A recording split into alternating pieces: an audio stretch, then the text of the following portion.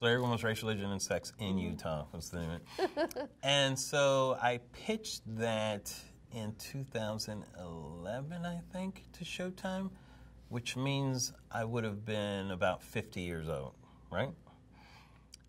That's too old to become the host of The Tonight Show. This is my producer head talking. Host of The Tonight Show gets that gig when they're about 37. That's about the age you are when you get that gig. That's about how old Johnny was. I don't know, Leno might have been a little, that's how old Fallon was.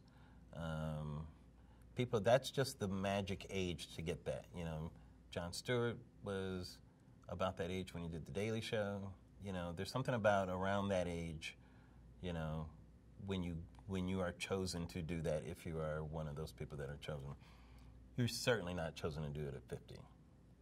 It's just too late, you know.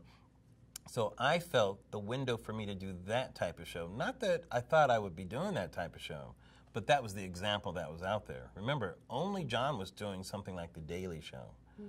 All these other iterations of it did not exist when I'm thinking of this. So my example at that time is The Tonight Show. Right. You know, Arsenio was the only thing that was kind of different up to that point, but it was still The Tonight Show, his version of it. So I thought, well, if I'm going to do something, I have to create my own space and do something different, you know. And so I came up with this idea of, rather than doing a show on the coast, let's go out to the America and do a show in a place and let people speak for themselves about what's going on. You know, and I had this kind of travelogue type show in my head where it would be in America. Each episode I'd be somewhere different and finding interesting people in that place to be part of the panel rather than having to have experts or elites or whatever. And you'd have a celebrity on it as well, but who lives there that can be a part of this? And that became the idea of the show. And I pitched it to Showtime and they loved it. They thought it was a really good idea.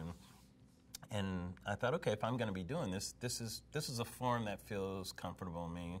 And I could use everything I learned on The Daily Show.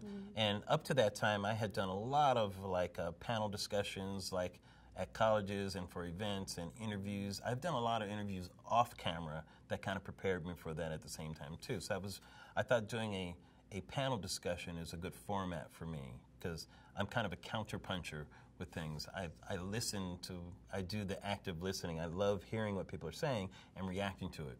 You know, rather than be the one just forcing jokes on people and then, okay, now it's your turn to talk. Like, that's not me. I'd rather be in a conversation and based on what you're giving me, find the humor in that and the humanity or whatever, which that part later became The Nightly Show. So we did a couple of them and it went great. We had fun, but I think Showtime realized that I don't think they quite wanted to do that type of show in their lineup. And our show was very difficult to produce at the same time if it was going to be regular. I would have to figure out a way to do that if it was going to be on all the time, which I don't know if you could do that in a travel type of situation. So the timing didn't quite fit. And so when it was over, I thanked them. They were a great partner, one of the best partners I've ever had. And I thought, okay, I'm done. My window for talk show over, you know. And I was fine with that because I thought I gave it my best shot. And I went back over to do creating sitcoms.